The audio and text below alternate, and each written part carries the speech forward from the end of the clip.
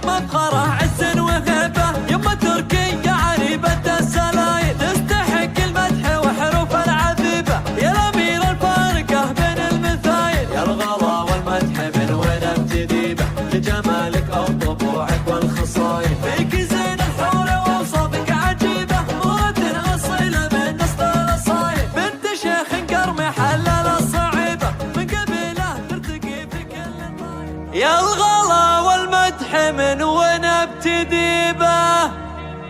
في جمالك أو طبوعك والخصايل، فيك زين الحور وأوصافك عجيبة، مهرة أصيلة من نسل الأصايل، والله إنك مفخرة عز وهبة، يمه تركية عريبة السلايل، تستحق المدح وحروف العذيبة، يا الأميرة الفارقة بين المثايل، يا الغلا والمدح من وين ابتدي به، لجمالك أو طبوعك والخصايل، فيك زين الحور وأوصافك عجيبة، مرة أصيلة من نسل الأصايل، بنت شيخ قرمي حلل الصعيبة، من قبيله ترتقي في كل طايل، فالكرم والجود مدتك رحيبة، ما تشابه مدتك إلا المخايل، وابو تركي شيخ له قدر وهيبة، الكريم الشام شيل الثقايل، فكر بالطيفان ونشهد له بالطيبة، ما يقلب بالصحون إلا الجزايل، فاتح بيته وجاره يعتني به، فحبيب الكل كسب الجمايل، وفي بناتهم ترى وصف عجيبة، تراها اللي زينها فوق المثايل، والحالة بريد واصف رهيبة،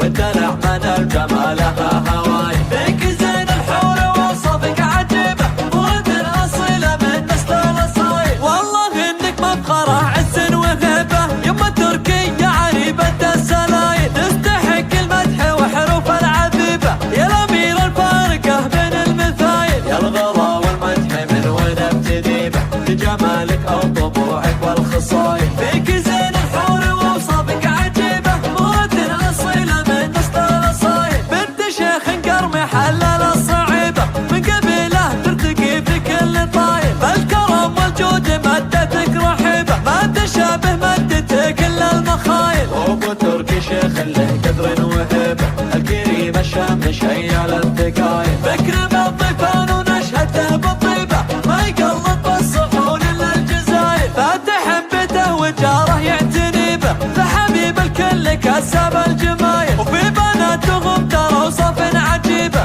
تراها اللي زينها فوق المثايل، والحالة بريد واصف رهيبة، والدلع من الجمالها هوايل.